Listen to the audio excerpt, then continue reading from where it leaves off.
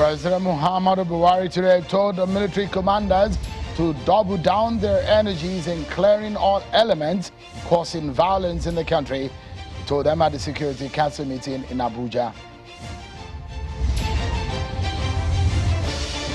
And the People's Democratic Party (PDP) has given its position after the national retreat, where it states that it will now ensure entrenching of the party's supremacy.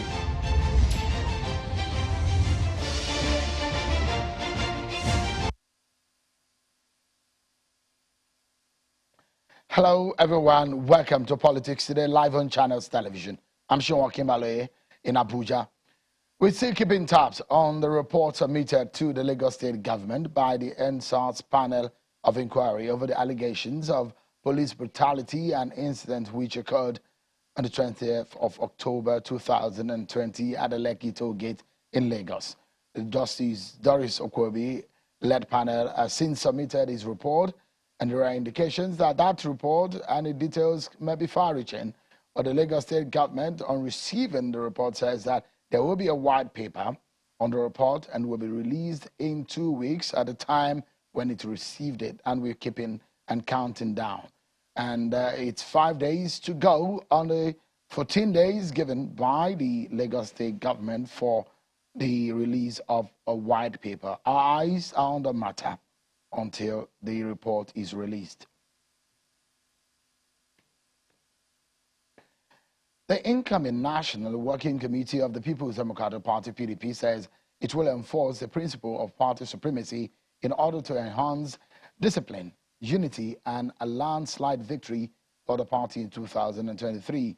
The decision to enforce party supremacy is part of the 10 recommendations contained in the communique from the 2-day retreat held for the incoming National Working Committee members of the party in Abuja. The incoming National Chairman of the PDP, Senator Yocha Ayu, read a communique to journalists in Abuja, noting that the new leadership of the PDP will source alternative means of funding the party through registration fees, collection of annual dues, and statutory contributions.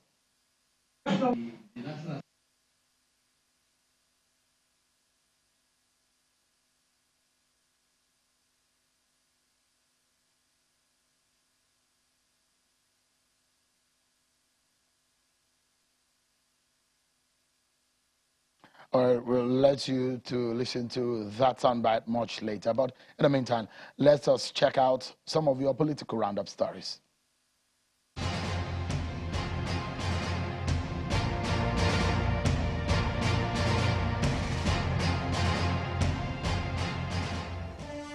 The Senate Committee on Local Content is given a deadline of December the 2nd to the major players of the NLNG Train 7 project to appear before it and answer petitions on the breach of local content laws or risk a public investigative hearing. The $10 billion Train 7 project is operated by the Nigeria Liquefied Natural Gas (NLNG) and is aimed at boosting Nigeria's liquefied natural gas output by 35%. A bill to regulate the practice of the broadcasting profession in Nigeria has scaled second reading in the House of Representatives. The bill, sponsored by Representative Olaifa Remu, seeks to establish a Broadcasting Practitioners Council charged with the responsibility of formal admission, certification, and registration of persons seeking to become broadcasters. The Defense Headquarters says troops of Operation Hardin Kai have in the last 2 weeks eliminated more than 90 Boko Haram and Islamic State West African Province ISWAP terrorists in the northeast. Addressing a news conference in Abuja, the Acting Director of Defense Media Operations, Brigadier General Bernard Onyoko, says over 900 Boko Haram elements and their families have surrendered to the troops.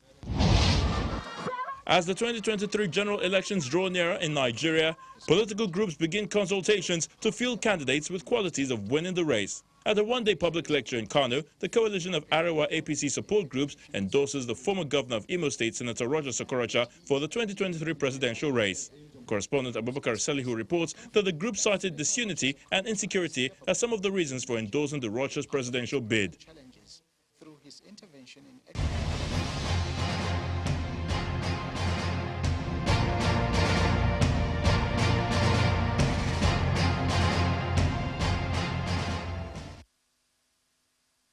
Thank you so much, everyone, for staying with us. So yesterday we reported that the governor of Anambra State, Willie Obiano, was placed on the watch list of the Economic and Financial Crimes Commission, the EFCC.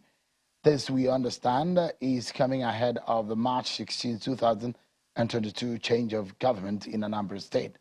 The anti-graft agency wrote to the immigration authorities in the said letter to the Comptroller General of the Nigerian Immigration Service dated the 15th of November 2021, the Commission requested the service to place the governor on watch list and inform it anytime he's traveling out of the country from any of the international airports and other points of entry and exit. The FCC has not yet stated the reason for placing Governor Obiano on its watch list, but sources within the Commission believe the move is an indication that the agency may have been discreetly investigating the governor.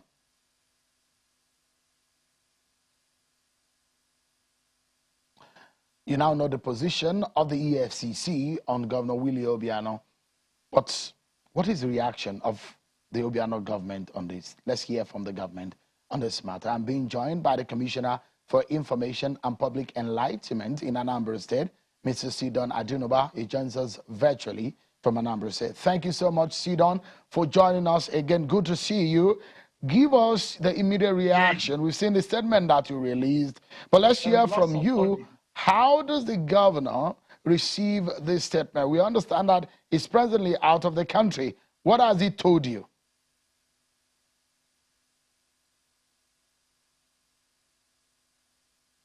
Sorry. Loss of audio. Okay, let me shoot again. I was asking to get your reaction. Of course, we've gotten an immediate one from you after that position of the EFCC was made public yesterday. And you said in that statement that the governor is currently out of the country. But since you spoke with him and you released that statement, what more can you tell us about the position and the reading and the mind of Governor Obiano?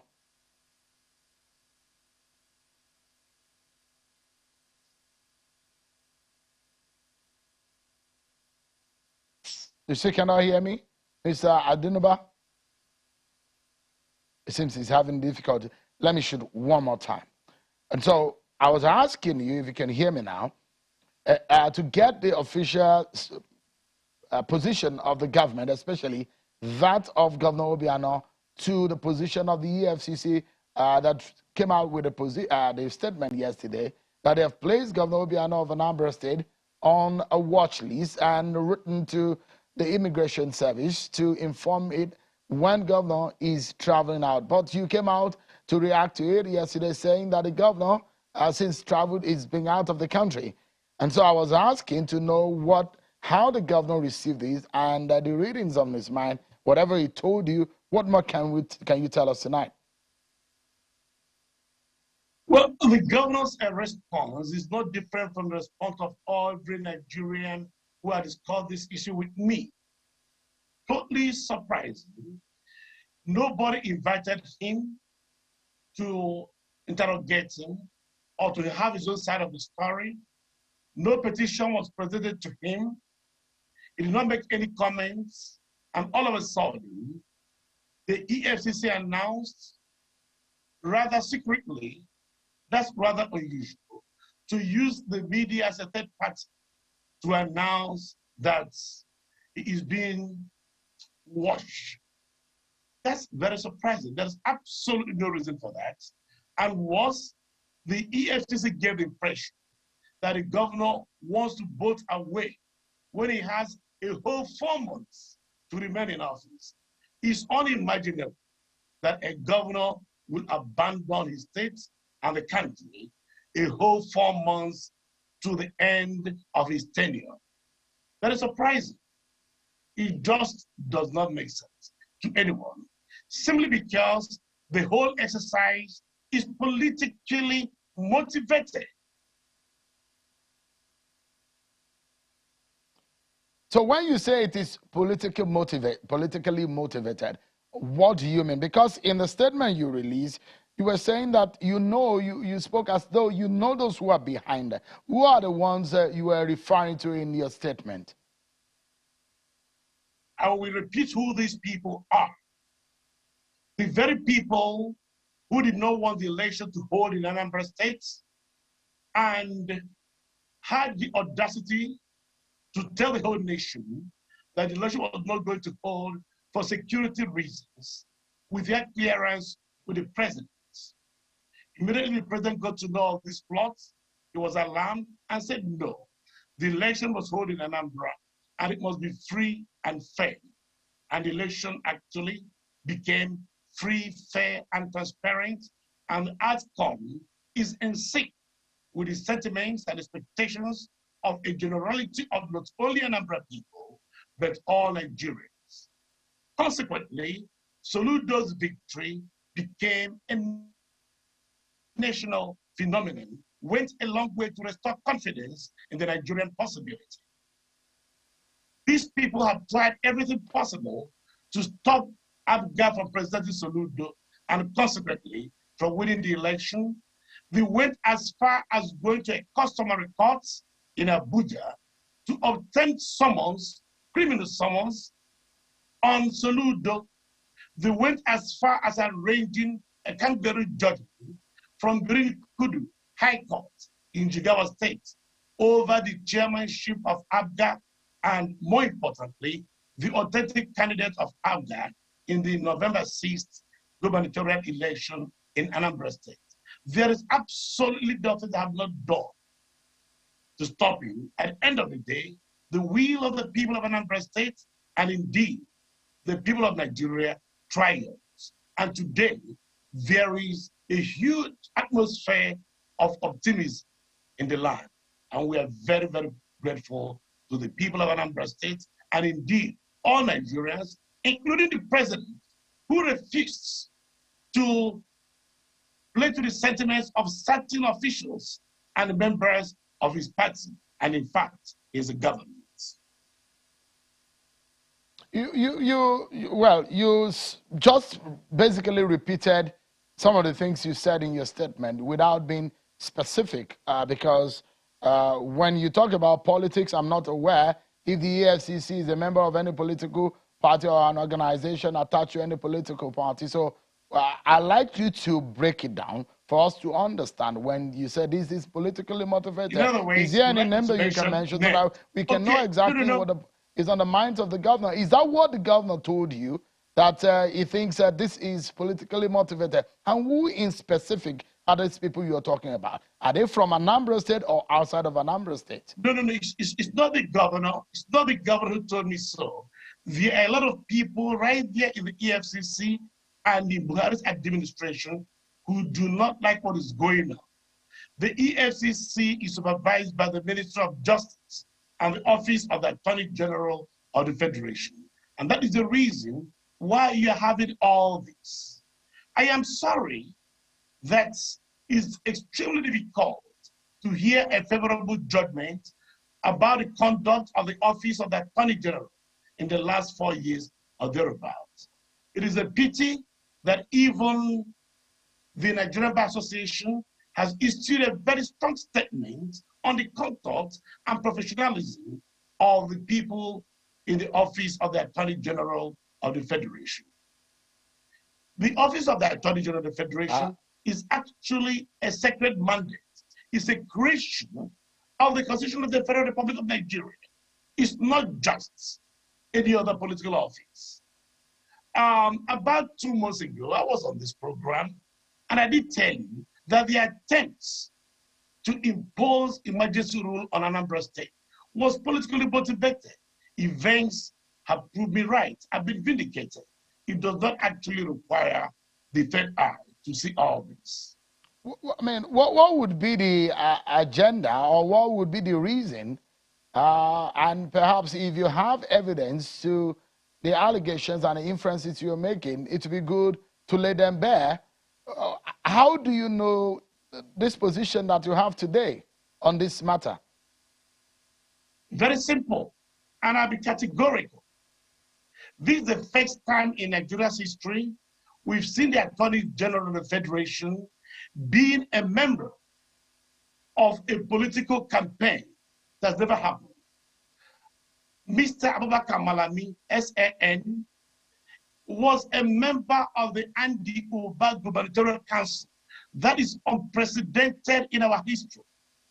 Typically, in a democracy, especially in a presidential democracy, there are certain people who do not get involved in domestic politics. For example, the Secretary of State in the United States of America, and of course, the Attorney General. In the case of Nigeria, the Attorney General is not expected to get involved in politics, even though everybody knows that he's typically a member of the ruling party.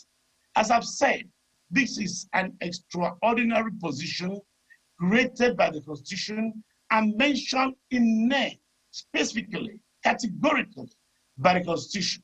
It's not anybody All right, that so can be allowed. let me, if I may quickly ask you, has the government of Anambra State seen or noticed that the government of Anambra State is being investigated, or there is some scrutiny from the EFCC, or the governor himself is being scrutinized or is being investigated, or there is a trail on him? Are you aware? Because the EFCC, we understand and we gather that they've been on the governor for some time.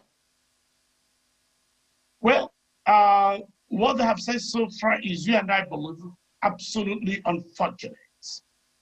Nobody has come to the governor to ask him to say his own side of the story. One of the principles of natural justice is that the other person must hear the other party. Every accused person must be given the opportunity to state his or her own side of the story. In the case of Anambra State, nothing like that has happened. The governor was not even aware of any petition whatsoever. May I tell you that the governor, Willie Obiano, is enthusiastic. He's looking forward to confront these people, to defend his record, his financial management of the state. Willie Obiano is not only a former banker, he's an accountant, he's an auditor. He is willing to explain to the whole world, not just the EFCC, how he was able to deliver a world-class international airport in 15 months without borrowing a kobo from any bank anywhere in the world, able to build the biggest convention center in Africa, 13,000 seating capacity without borrowing a kobo from any bank anywhere in the world, how he was able to develop and deliver the most modern stadium in Nigeria without borrowing a kobo. Everything done in 2 months. Willie Obiano is willing to tell the EFCC why his state is constantly rated by budget. But we know that under the law, the Constitution clearly states that Governor Willie Obiano, as we speak, is untouchable. He has immunity. So he cannot stand any criminal trial as a sitting governor. So that may not happen until when he leaves office. But do you think that if there's any infraction or anything that is unlawful that the FCC has done, if they're scrutinizing the governor or they are looking into the books of the state based on the spendings and expenditure or the funds that are going in and out, is there anything wrong in that? Absolutely, they have the right to investigate. That's not in dispute. We are willing to surrender ourselves, each and every one of us, including my humble self. What is not right is not to investigate them, not to hear from anybody at all, and to go public and to give the impression that the governor is already on the run when he has a whole 4 months to be in office, when he's still enjoying constitutional immunity as governor of Anambra State.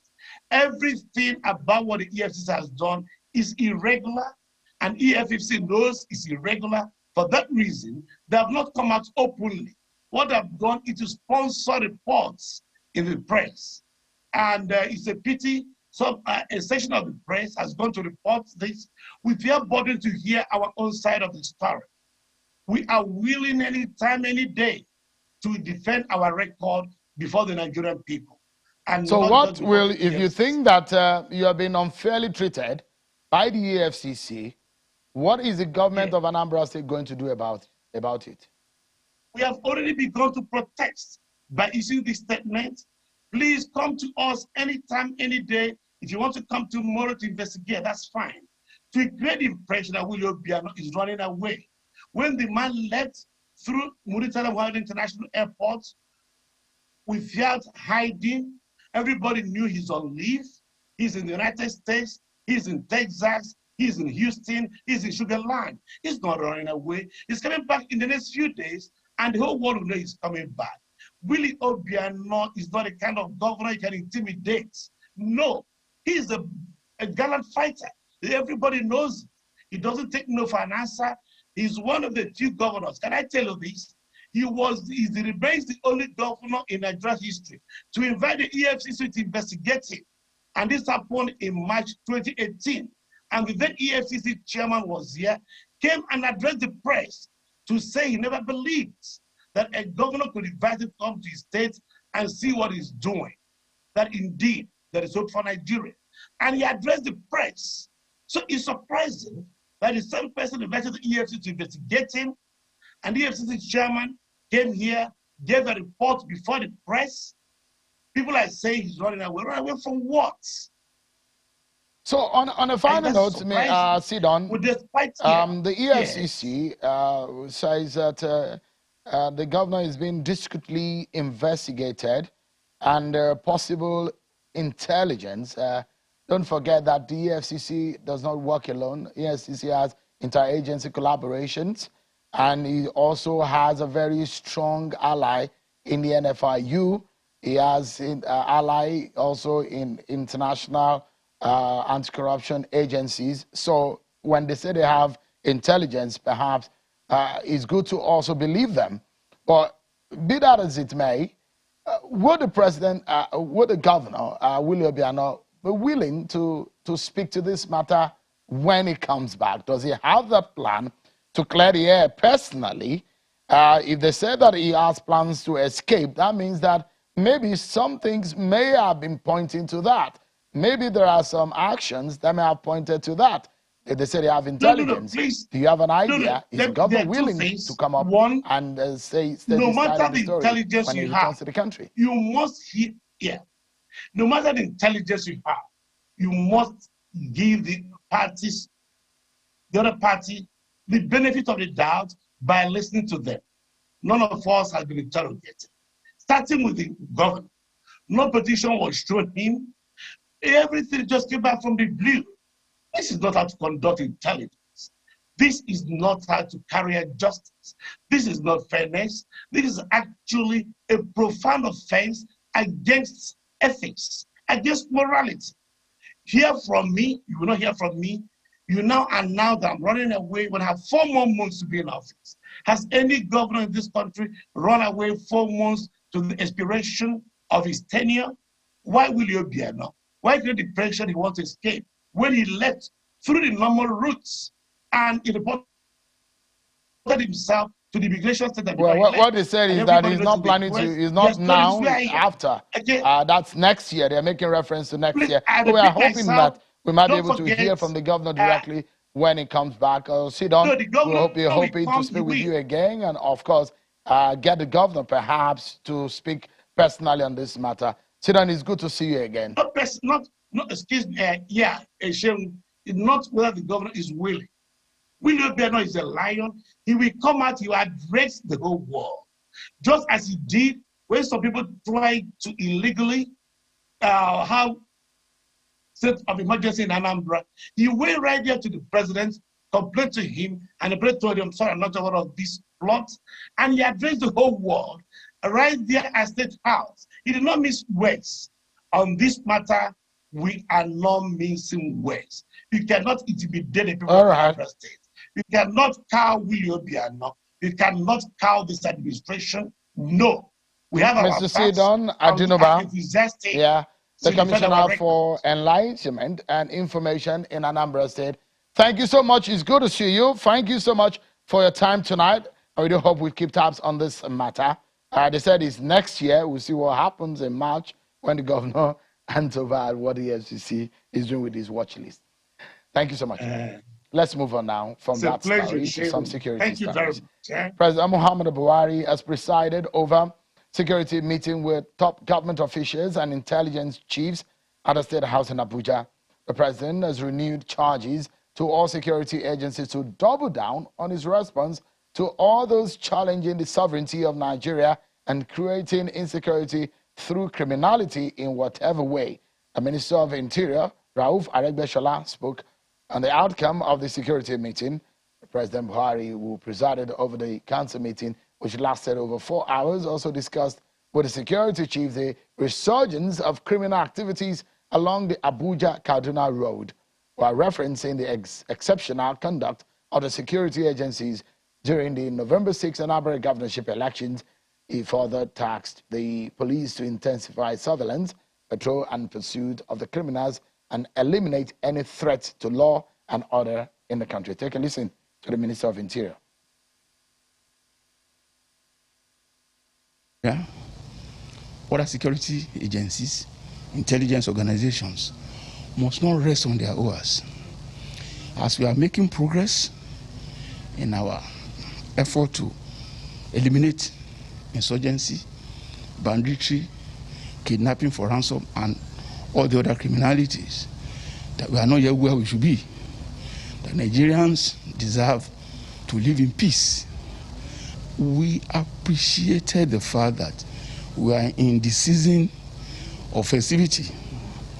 So all agencies are committed to providing security for Nigeria, and the maintenance of law and order have been ordered to improve on the activities, intensify surveillance, and minimize, if not eliminate totally, any threat.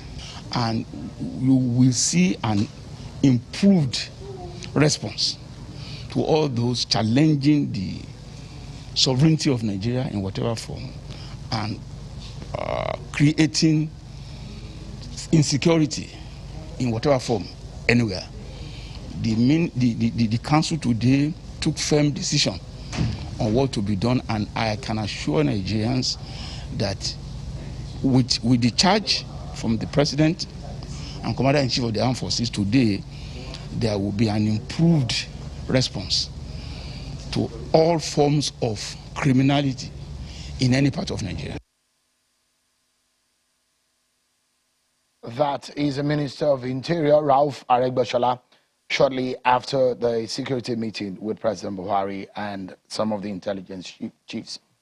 Meanwhile, as that was happening in the State House at the Defense Headquarters, there is another briefing.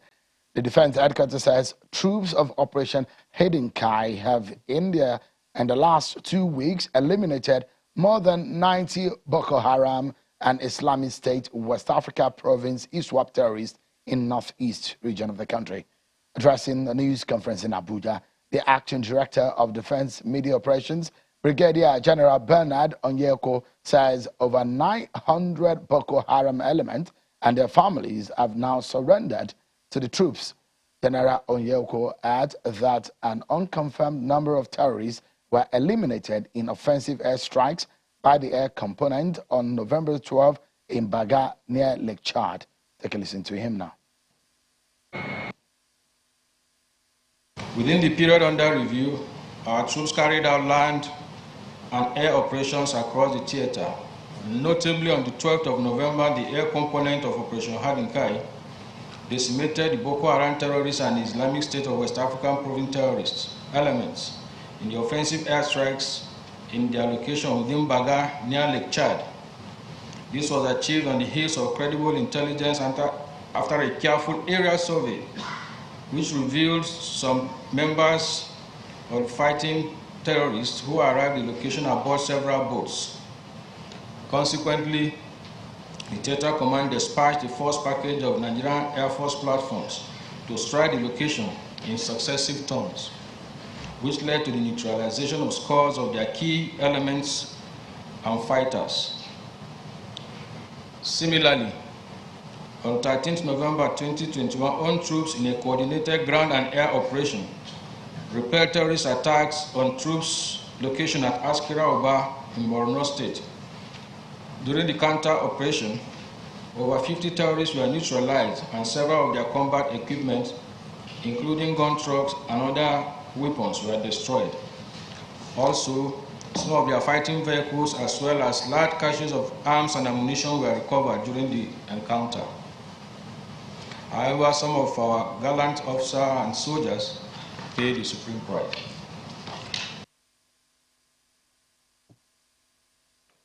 All right, then, you've heard the head of media operations at the defense headquarters there.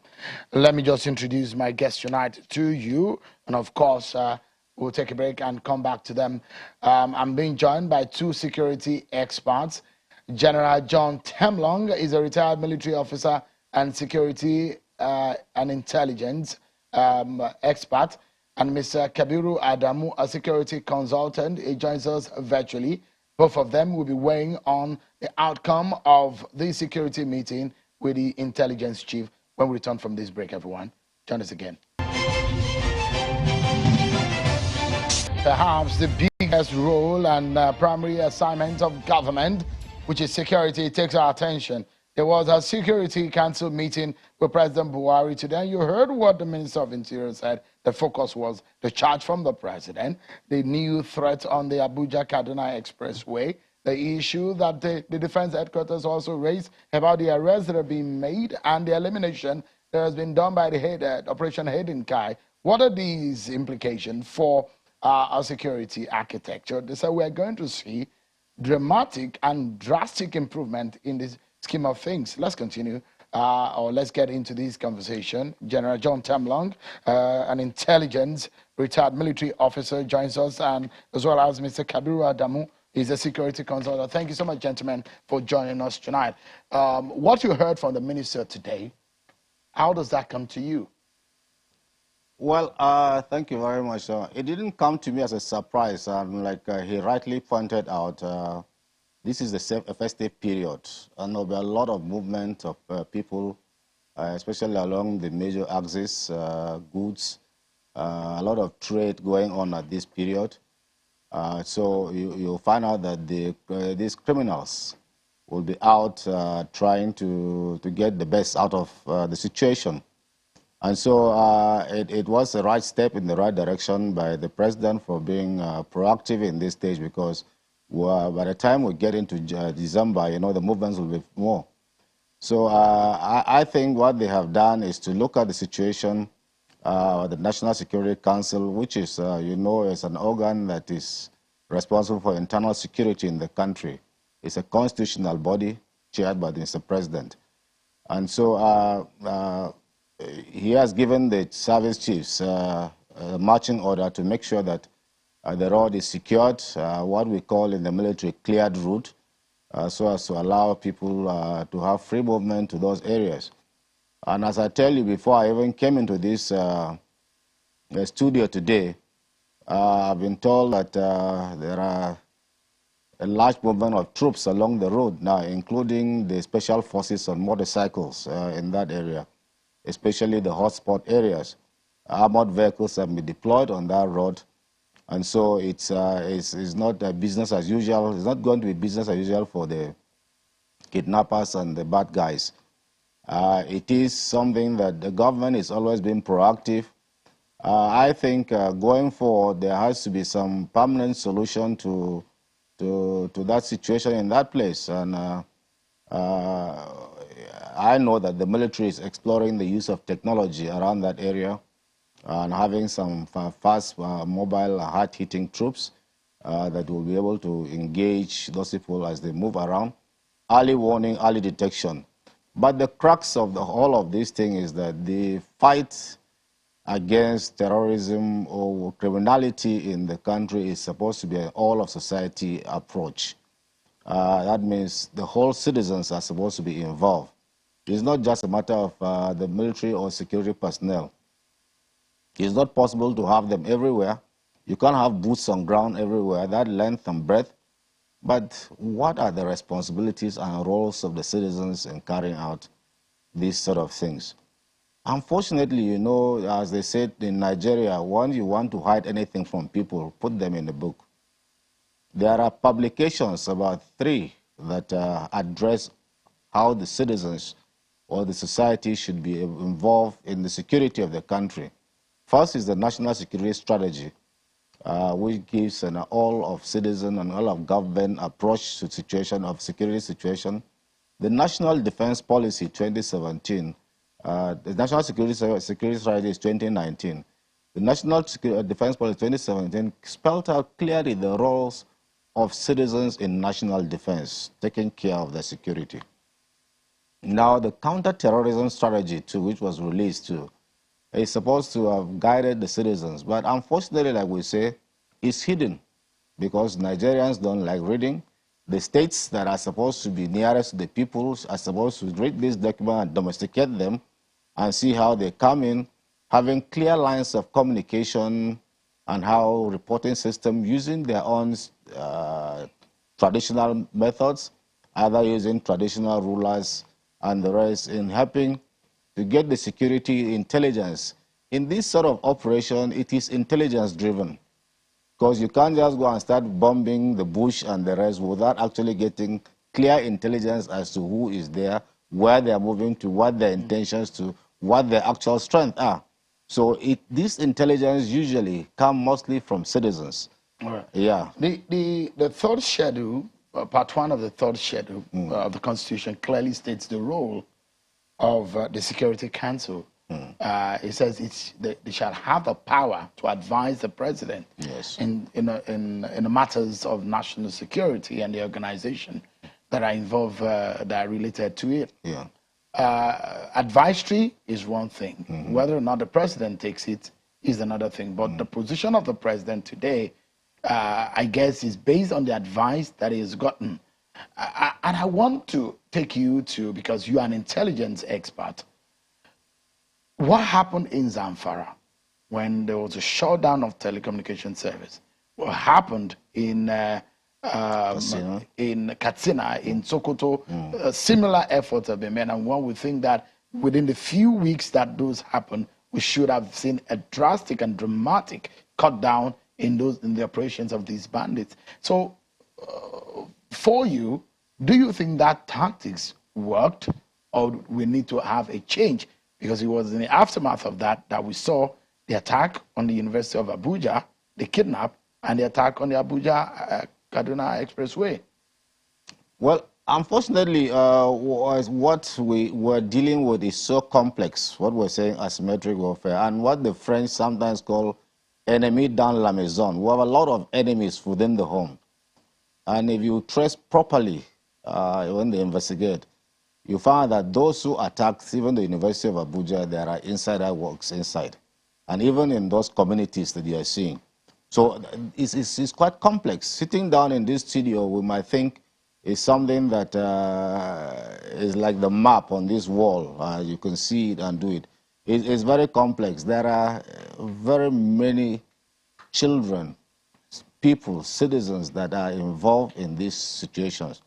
And you wouldn't know what their motive is because they are criminally intended. And if you see even the amount of money or resources that they even get from these things, it's not even worth it for you and me.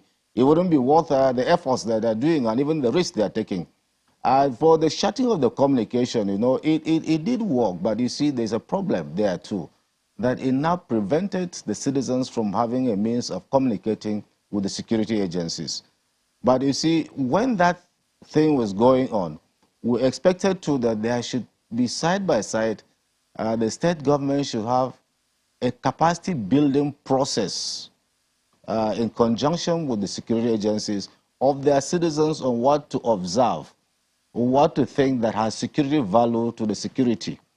Because if people are moving here harmlessly, sometimes you might see somebody around this place as a mad person. It might not be a mad person, just disguised as a mad person to take an intelligence and look at what is happening here, those who come in here and go out here. So vigilance is very critical. Absolutely. But the citizens must be able to know, too, that when you see such things, they are of security interest. Well, I mean, I do think, and that's the reason why I like Mr. Kabiru Adamu to come in, because how to galvanize the citizen, like you mentioned, because that seems to be the disconnect in the whole architecture the security architecture in Nigeria. But Mr. Kabiru Adamu, when the Security Council meeting held and they came out to say there is a threat on the Abuja-Kaduna Expressway, that it looks like a new dimension in some of the security situation in the country. What's your take on what is happening and what's your reading of the implications? Yeah, thank you, Sheung. For me, the emphasis on intelligence and even operations, unfortunately, I think shouldn't have been the remit of the National Security Council.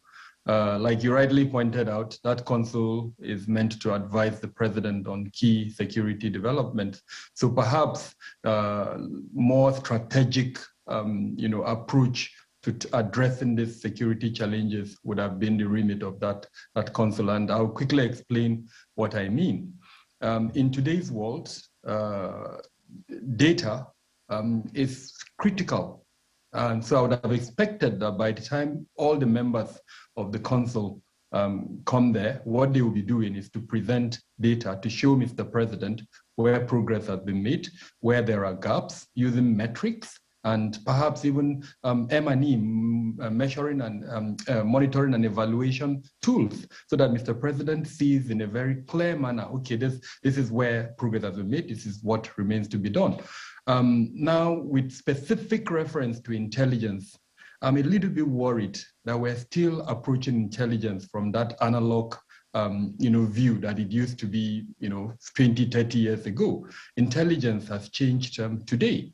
The question you asked regarding the shutdown of telecommunication facilities in some of the states, there are experts, and I'm of that view too, that are of the opinion that perhaps instead of shutting it down, we would have gathered intelligence from the communications as against shutting it down, because that again is another means of gathering intelligence. For those who are not too familiar with intelligence, you have at least some basic levels, the TechInt, which is technical intelligence, human intelligence, signal, name them, and several other components of intelligence. So why would you throw away, as it were, this very valuable means for gathering intelligence? If bandits are using the GSM network to communicate, then frankly, you already have a means of gathering intelligence. So why didn't you take advantage of that? And then of course, do the next thing, which is to respond with the intelligence that you've gathered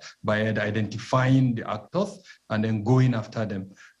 So again, I believe there are perhaps some gaps, maybe not necessarily with regards to operational issues, but perhaps the strategic approach that would have given direction to all of these things, because that, I believe, is what the council is meant to achieve. But this critical point that you raise, on whose table does this responsibility fall? So, Sheung, to be very frank, it's a challenge within our national security architecture, for lack of a better word, coordination. That, if you ask me this question currently, that table would fall into about 4 persons. The Office of the National Security Advisor, the Minister of Interior, who gave that briefing, to an extent the Minister of Police, and then the Minister of Defense. So there has been that argument that because there are these various multitude of coordinating bodies within the national security architecture, accountability is almost missing. So why don't you find a way of putting them together to be answerable to one who is now accountable to them? But again, at the crux of that is the absence of monitoring and evaluation within the security architecture. There should be a way of measuring performance so that during this type of high-level meetings, such as the National Security Council, what they're doing is doing an evaluation, an assessment to see where progress has been made, and then of course accountability can now come in. So, I mean, that we know for what we have said now, those whom we need to probably look at their actions and their activities and their responsibility in this respect. From what Gerald Temlong said earlier, he mentioned the issue of citizens' role in all of this. You see something, you say something. But I'm not sure there is a mechanism to allow the citizen to actively participate. I'm not sure whether or not our security architecture allows things to drill down to the locals to be able to participate in it. It does look to me like the security architecture, as highlighted in our constitution, is high up there, and perhaps the cry that the issue of state policing, community policing needs to be effective. If you look at what happens in other climes where there is federalism, where you have at the very left the sheriff at the local level who are in charge, you can also identify those who are coming new faces in your community, which I'm not sure that operates in Nigeria. How do we begin that kind of engagement if we really want a active citizen participation in our intelligence gathering or security network? So General Tenglong gave us the answer, but I would differ to him in the manner of implementation. Now, he said these are encapsulated in several documents, and he gave 3 of them. Now, when those documents were launched, especially the last one, which is the revised National Security Strategy 2019, some of us, including myself, indicated that that document needs to be taken down to the people.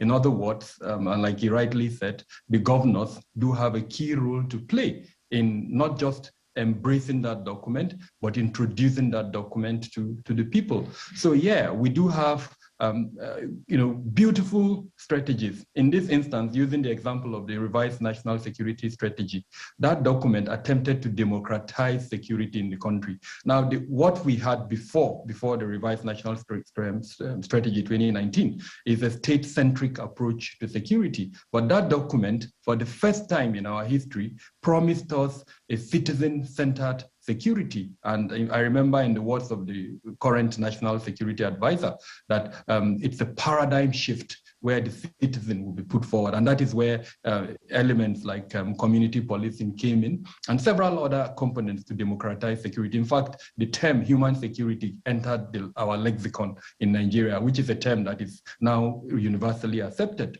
Last week, I run a consultancy, and I delivered a paper at a conference, which is the first of the private security conference held in Nigeria.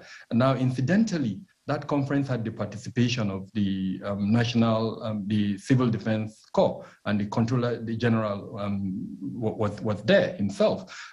Why this is important is there are shown 1,300 registered or licensed security companies in Nigeria. And we realized during that conference that that sector alone was providing employment for between 3 to 5 million directly. And that if you now look at the value chain of the private security sector in Nigeria, you're talking about 10 million people. Now imagine if that 10 million are incorporated into the national security architecture. Can you begin to imagine the intelligence that will be generated from that 10 million? Currently, that is not being done at the moment. So again, I would go back to that initial statement I mentioned. We need to digitize our intelligence gathering. All of this information, imagine if 10 million individuals within that value chain of private security industry are now generating reports, and that report is being harnessed by the civil defense. And then imagine if all the other agencies, 27 of them within the national security architecture, are also generating information. And there's a fusion center where all of that is coming in. I mean, what more would we want in terms of citizen participation? Already, you were probably looking at about 20. So let me bring back General, and I want us to look at the way forward. I mean, we heard what, and we must also applaud our military for their gallantry on the war front. I mean, especially those who are in the Northeast, the kind of elimination that they're talking about. When we see attacks on the officers and the military, we feel so sad, because these are men who are fighting for the integrity of the nation. But to wrap up this conversation, I mentioned you started the conversation about citizens' role, but the Constitution has shaped how our security architecture will work. But I'm not sure it has given us that opportunity to be able to infuse a citizen in that network. If you are to speak to those who are in charge tonight on this program, Where do you think that you start from? Well, thank you very much, Sean. I think President Muhammadu Buhari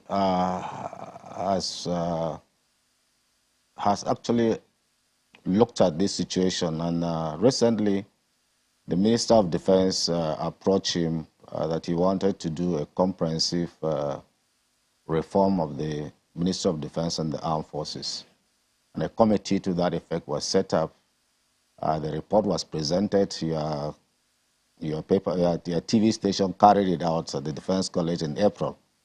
The President has again approved an implementation committee to implement the 72 recommendations of that committee. Now, that committee is, after looking at it, the first committee in itself, apart from looking at the Ministry of Defense and the Armed Forces, recommended that there should be a comprehensive security sector reform, which includes the police and the security services. Now, it is in this regards that when you start looking at the comprehensive security sector reform, that you cascade it down to the citizen on the ground. Now, what you need to do is, for the way forward actually is that if the reforms as they are going on, is looking at it holistic, is not looking at it sectorally. And so you need to, we're not inventing a new wheel, so what we're doing is that some people have invented the wheel, and we are supposed to adapt it according to our own situation. And so with that, that comprehensive reform, the citizens will naturally come in into it. So it's, if you hear the whole gamut of preaching now is an all of society approach to security. And as you do this, you factor it into the architecture. At what level do this thing come in? At what level do these ones come in? At what level they come in? And there is nothing more important than human intelligence. You can talk about all the satellite and the rest, but above all, at the end of it, is the human intelligence that is the most important. Well, we're totally out of time. I wish I could give Mr. Kabura Adamu just about 10 seconds to wrap up. That would be fair enough, isn't it? Mr. Kabura Adamu, your final word, just a statement. I believe we need to decentralize security. Let the states be a little bit more involved in certain components of security, and then, of course, the local governments too. Thank you so much, Mr. Kabura Adamu, and I must sincerely also thank General John Temlong. It's good to see you. Thank you so much for the expertise yourself and Mr. Adamu have brought for tonight on the program. Thank you indeed. And we're hoping that everyone who is involved in some of these issues will take cue from what we said tonight. That's our show for tonight, everyone. Many thanks for watching. I'm Sean Wakimalo. Bye for now.